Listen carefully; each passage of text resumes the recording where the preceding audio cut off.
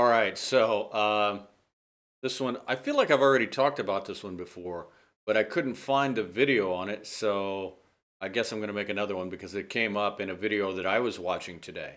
Okay, so if you're talking to your child and you want to talk, so your child says to you, "I have to go to the bathroom," right? And let's say, for example, they're number they're let's say for example they're about 4 or 5, right? And so there's two kinds of going to the bathroom, right? We have number one and number two. Okay, especially if it's a well, geez, I don't know. I don't know how the situation works with little girls, but when I was a little boy, if I had to go number one, I could take care of it myself, right? And if I had to go number two, then my dad had to help me, right? So when we would, he didn't want us to use bad language. He didn't actually. He worked at or he owned a business. It was a restaurant, and he didn't want me to use pee or poop. He didn't want me to use those words. So those are kind of little innocent words, right? But we had this code, and this is a very commonly known code, which is number one or number two, right? So for boys, you can stand up and go number one, right? Number two, you got to sit down, take care of some other business. All right. So, but just to give you an example that I saw today, which was a video I was watching, let me, okay. It's this woman. She's a, not keto, she's a carnivore. So she's a carnivore diet, which is only meat. But she did an experiment where she cut out all of the dairy products except butter because she wanted to see how that would, affect her body, right?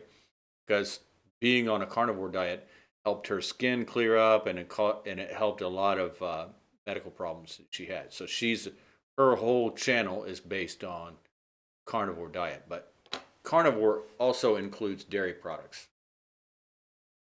And so she did an experiment where she cut out the dairy products and then she added them back in, right? So uh, this is her report of what happened, right? So take a look.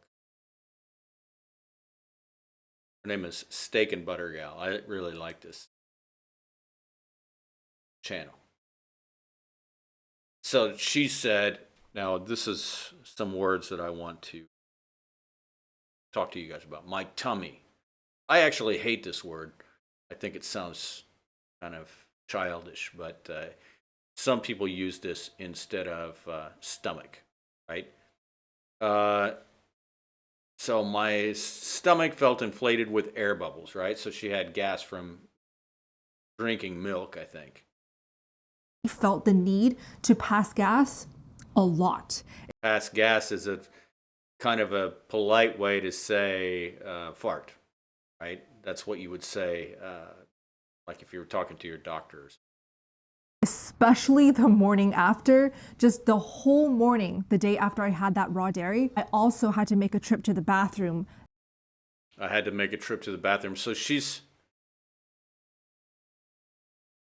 like, especially females really want to avoid, I'm not saying they should, but I'm saying that they tend to avoid using uh, sort of crude language. But so she used this kind of polite language that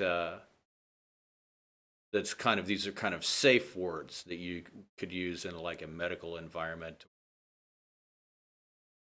whatever. Um, but for some reason, this topic is embarrassing. So, but so she said, I had a bowel movement, right? Which that's the using the toilet, the one where you, uh, well, how can I say it? It's number two. That morning after, and I went number 2, and after, and I went number 2, after, and I went number 2, and Okay. So she said, and I went number 2. Let's see if there's any other good words. Bowel movement, it was not constipation. not I constipation. did not feel blocked up, but I did feel like a lot of things were emptying out. Okay. Oh yeah, this is one I want to talk to you about. TMI. You're going to see this written a lot of places. TMI, because right, like they'll say this when you're telling something about, like, let's say for example something very like personal, like this, like what she's talking about, and people will say, that was a little bit TMI, right? That's TMI, right? Or too much information. Can you say too much information, right? I'm sorry if it's TMI, but I just Okay, TMI means too much information, and that is what we would say when people are talking about this kind of thing. And a lot of times people think, oh, you shared too much. Like if you were talking about some kind of a